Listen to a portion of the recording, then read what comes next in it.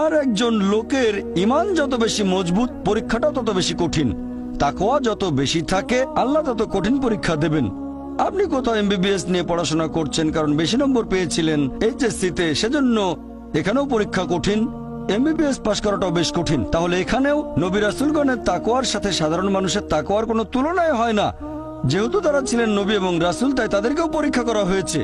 কোন নবী রাসূলকে এই পরীক্ষা নিয়ে ছেড়ে দেওয়া হয়নি। তাদের তাকওয়া লেভেল অনেক উপরে।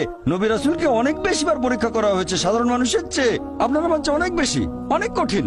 তাহলে আপনার তাকওয়া যদি বেশি হয়, আল্লাহ আপনাকে পরীক্ষা করবেন। সত্যিকারের মুমিন কোন বিপর্যয়ের মধ্যে পড়লে বলে, সুবহানাল্লাহ, সকল প্রশংসা আল্লাহর, আলহামদুলিল্লাহ। সে ধরে নেয় এটা একটা পরীক্ষা। কোনো বিপর্যয় আসলে সেটা হয় একটা পরীক্ষা অথবা একটা শাস্তি। নবীগণের তাকওয়া অনেক বেশি, তাদের জন্য এটা শাস্তি না, এটা পরীক্ষা। আর তারা পাশ করেছেন। যদি কারো জীবনে কোনো ভালো কিছু ঘটে, সেটা হয় একটা পুরস্কার অথবা পরীক্ষা। সম্পদ হতে পারে পুরস্কার অথবা একটা পরীক্ষা। ভালো কোনো কিছু ঘটলে সেটা হয় পুরস্কার, নয়তো একটা পরীক্ষা। অনেকে আল্লাহর পথ থেকে দূরে সরে যায়, তারপরে বলে আমাকে সম্পদ দাও, আল্লাহর সম্পদ দেন। তারপরে তারা পরীক্ষায় ফেল করে। তাহলে এই পৃথিবীতে তারা তাদের ইচ্ছে মতো আরামায়েশ করে, কিন্তু আখিরাতে শুধু ক্ষতিগ্রস্ত হয়। দান একটা পরীক্ষা, সন্তুষ্ট হওয়া পরীক্ষা, সন্তান সন্ততিও পরীক্ষা। অনেক সময় আমরা মুসলিমরা আল্লাহ তাআলার কাছে অভিযোগ করি যে আল্লাহ, তোমার কাছে এত দোয়া করি তবু তুমি কবুল করো না কেন? আল্লাহ পবিত্র কোরআনে বলেছেন, তোমরা আমাকে ডাকো, আমি তোমাদের ডাকে সাড়া দেব। তবে আমার আপনার ডাকে আল্লাহ সবসময় সাড়া দেন না। পরস্পর বিরোধী মনে হচ্ছে। আল্লাহ বলেছেন আমাকে ডাকো, আমি সাড়া দেব। তবে অনেক সময় দোয়া করছি কিন্তু কবুল হচ্ছে না। আল্লাহ পবিত্র কোরআনে বলেছেন সূরা বাকারা অধ্যায় নম্বর 2 আয়াত 216, তোমরা যা পছন্দ করো সেটা হয়তো তোমাদের জন্য ভালো না, আর যেটা পছন্দ করো না সেটা হয়তো ভালো। তোমরা এটা জানো না, তবে আল্লাহ জানেন। উদাহরণস্বরূপ, ধরেন একজন তরুণ ছেলে, বয়স হয়তো 20 বছর, সে দোয়া করছে, হে আল্লাহ সুবহানাহু ওয়া তাআলা, একটা বিএমডব্লিউ দিয়ে দাও। জানি না বিএমডব্লিউ নাম শুনেছেন কিনা, বিএমডব্লিউ মোটরসাইকেল। আমি চাই একটা বিএমডব্লিউ মোটরসাইকেল, খুব ভালো মোটরসাইকেল। ছেলেটা দোয়া করলো, আল্লাহ সাড়া দিলেন না। হয়তো আল্লাহ জানেন যে আল্লাহ যদি তাকে মোটরসাইকেল দিতেন, সে অ্যাক্সিডেন্ট করতো, পা ভেঙে ফ্র্যাকচার হতো, পঙ্গু হয়ে পড়ে থাকতো।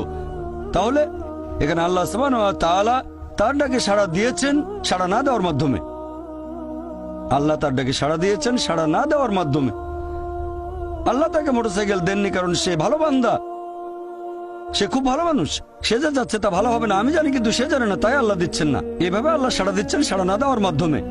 আবার কিছু লোকজন আছে, যেমন আল্লাহ বলেছেন পবিত্র কোরআনে সূরা বাকারা অধ্যায় নম্বর 2 আয়াত 15 ও 16, এখানে ভণ্ডদের কথা বলা হচ্ছে। আল্লাহ তাদের রশি দেবেন, তারা বিভ্রান্তের মতো ঘুরে বেড়াবে। তারা সম্পদ চেয়েছে, আল্লাহ দিয়েছেন। অনেকে আছে যারা আল্লাহর সাথে অন্য কাউকে শরীক করে। তারা বলে অনেক সম্পদ চাই, আল্লাহ তাদের সম্পদ দেন। এটা তাদের জন্য আসলে একটা পরীক্ষা। এভাবে তারা নিজেদের কবর খুঁড়ছে। তাই আমরা কখনোই হতাশ হব না। আল্লাহ তাআলা আছেন সব সময়, আল্লাহর উপর সবসময় ভরসা রাখবেন। সেই কারণেই পবিত্র কোরআন অনুযায়ী আত্মহত্যা হারাম। সূরা নিসা অধ্যায় 4, তোমরা নিজেকে হত্যা করো না, আত্মহত্যা করো না, নিশ্চয়ই আল্লাহ পরম দয়ালু, সাহায্য করবেন, তার উপর ভরসা করবেন। যখন কোনো লোক আত্মহত্যা করে তখন মনে হবে সে অকৃতজ্ঞ। সে ভাবছে আল্লাহ আমাকে অনেক বিপদে ফেলেছে, এটা কোনো সুবিচার না, এভাবে বেঁচে থাকার কোনো মানে হয় না, তাই শেষ করে দেব।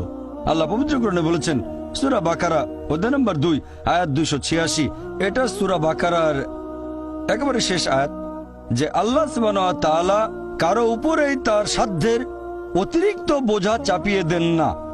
আল্লাহ কারো উপরে এমন কোনো বোঝা চাপিয়ে দেন না যেটা তার সাধ্যের অতিরিক্ত। এটা আয়াতের প্রথম অংশ। এই আয়াতটাতে আরো বলা হয়েছে আমরা এই দোয়া করব, ইয়া আল্লাহ সুবহানাহু ওয়া তাআলা, আমাদের উপর সাধ্যের অতিরিক্ত বোঝা চাপিয়ে দিও না।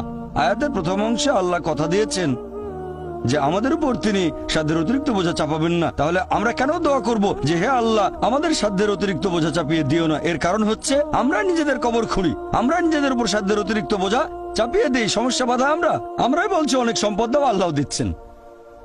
তাই আমরা আল্লাহর কাছে দোয়া করছি আল্লাহ যেন নিজেদের কারণে নিজেদের উপর সাধ্যের অতিরিক্ত বোঝা না চাপিয়ে দেন। আমরা সবসময় আল্লাহ তাআলার উপর ভরসা করব, একমাত্র তার ইবাদত করব। তিনি আমাদের স্রষ্টা, আমাদের অস্তিত্বের পেছনের উদ্দেশ্য হচ্ছে আল্লাহ সুবহানাহু ওয়া তাআলার ইবাদত করা, অন্য কারো নয়। পৃথিবীর জীবন পরকালের জন্য পরীক্ষা। আল্লাহর আদেশ মেনে চলেন আর সন্তুষ্ট থাকেন। যেরকম পরীক্ষায় সামনে পড়ুক, সত্যিকারের মুসলিম সবসময় বলবে আল্লাহকে ধন্যবাদ, সাধারণত আমরা অভিযোগ করি আমাদের এটা নেই, আমাদের ওটা নেই। জীবনের জন্য সবচেয়ে গুরুত্বপূর্ণ জিনিস কি? কেউ বলবে খাবার, কেউ বলবে পানি, সবচেয়ে গুরুত্বপূর্ণ বাতাস। কয়েক মিনিটের জন্য নিঃশ্বাস বন্ধ করেন, মারা যাবেন। আমাদের মধ্যে কেউ কি আল্লাহ সুবহানাহু ওয়া তাআলাকে এর জন্য ধন্যবাদ জানিয়েছেন যে বাতাস দিয়েছো সেজন্য অনেক ধন্যবাদ? আমাদের মধ্যে কতজন এটা করেছে? আমরা কি এটা বুঝতে পারছি? ফ্রি বাতাস তো ফ্রি পাচ্ছি আর কি। আমরা শ্রদ্ধা করবো আল্লাহ তাআলার নিদর্শনগুলোকে, শ্রদ্ধা করবো আল্লাহর নিয়ামতগুলোকে।